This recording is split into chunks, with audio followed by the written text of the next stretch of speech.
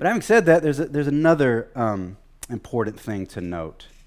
There is a difference between bearing someone's burdens and bearing someone's baggage. And I believe this is part of the needle that Paul is attempting to thread in verses 4 and 5. Or in verse 4, he says in Galatians 6:4, each one should test their own actions. And then in verse 5, he says, for each one should carry their own load. You see, the thing is, in bearing burdens and testing our actions, we must be aware of self-deception. Self-deception that happens in the acts of caring for others and bearing burdens. Self-deception and the unexamined motives behind actions, they can actually needlessly shift burdens onto others and onto the ones we might be called to bear burdens with. This call, by the way, to self-examination, it's not new for Paul. In other places, he exhorts the church to this kind of introspection for the sake of one's own soul and for the care of others. For example, in 2 Corinthians 13, he says, examine yourselves to see whether you're living in the faith. Test yourselves.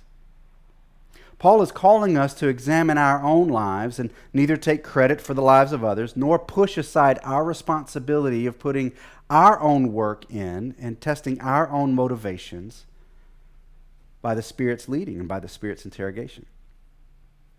The task of carrying one's own load, it includes taking responsibility for one's own freight or one's own baggage, if you will.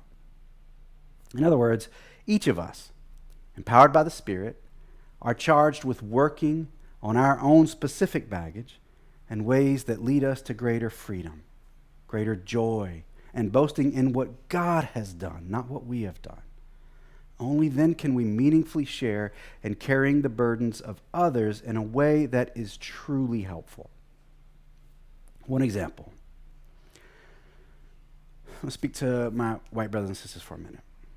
For white folks to meaningfully engage in the struggle for racial justice and equity in America, what Paul might suggest requires that we interrogate our actions and our motives, working on things such as internalized racism and personal complicities with unjust societal structures.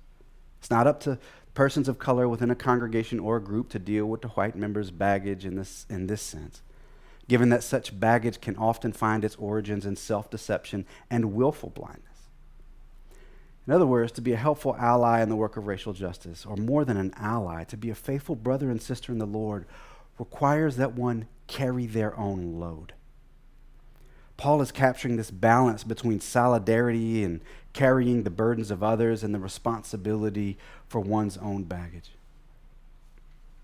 And having said that, don't let the pursuit of perfection keep you from caring for others.